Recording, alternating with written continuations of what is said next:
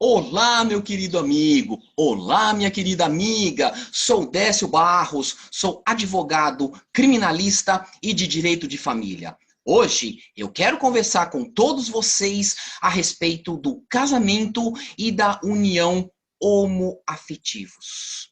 Muito bem. O direito acompanha a história. O direito está sempre de olho na história. Como assim, doutor? Explico.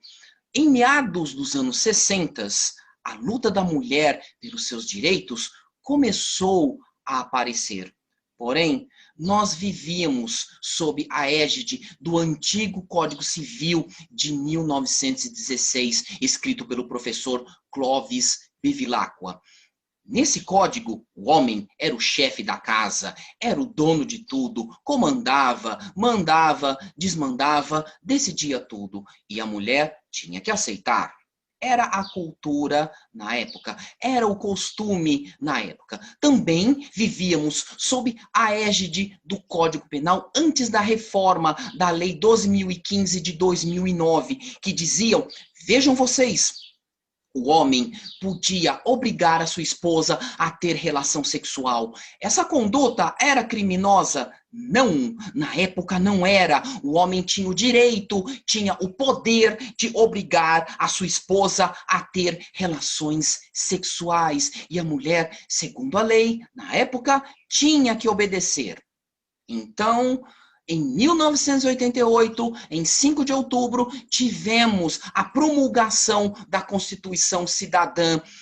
Em 1988, que é a Constituição até hoje em vigor, certo? Muito bem, mas ainda vivíamos sob o antigo Código Civil de 1916. Quando, em 2002, tivemos a aprovação do novo Código Civil, escrito pelo professor Miguel Reale Júnior. Esse novo Código Civil entrou em vigor em 2003. Neste novo código, o marido e a esposa decidiam tudo no lar juntos. Tudo no lar era decidido conforme a vontade, o diálogo e o acordo dos dois. A mulher já tinha avançado vários passos até então.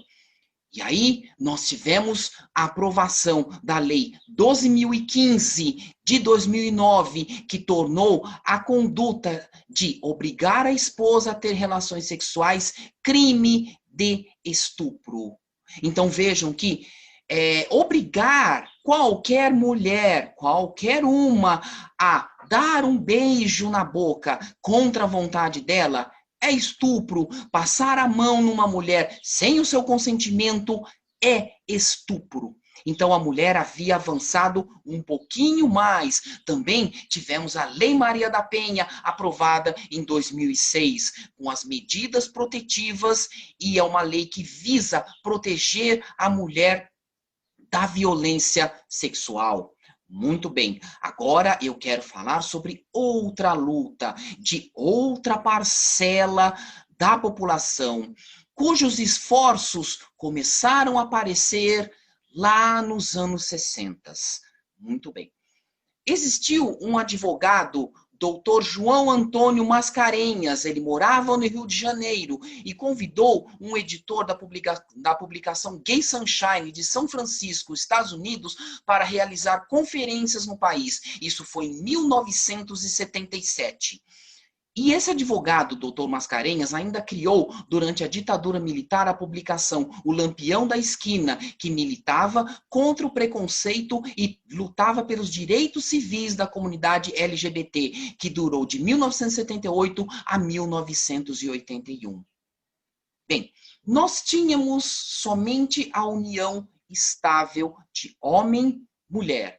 Porém, começou a acontecer uniões de 2 homens e uniões de 2 mulheres, mas ainda não era reconhecido. E como eu disse, o direito acompanha a história. O direito está sempre de olho na evolução da história. E nós tivemos, em maio de 2011, a ação direta de inconstitucionalidade 4277 e a arguição de descumprimento de princípio fundamental número 132, que equiparou a união homoafetiva à união heteroafetiva, ou seja, a união homoafetiva ficou no mesmo nível de direitos que a união estável homem-mulher. Mas isso não bastava.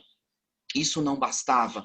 Os casais homoafetivos querem casar, eles queriam casar, né? Nada mais justo. Nada mais justo, certo? Muito bem. Pode acontecer, né? Pode acontecer de o Congresso aprovar uma lei que proíba o casamento homoafetivo.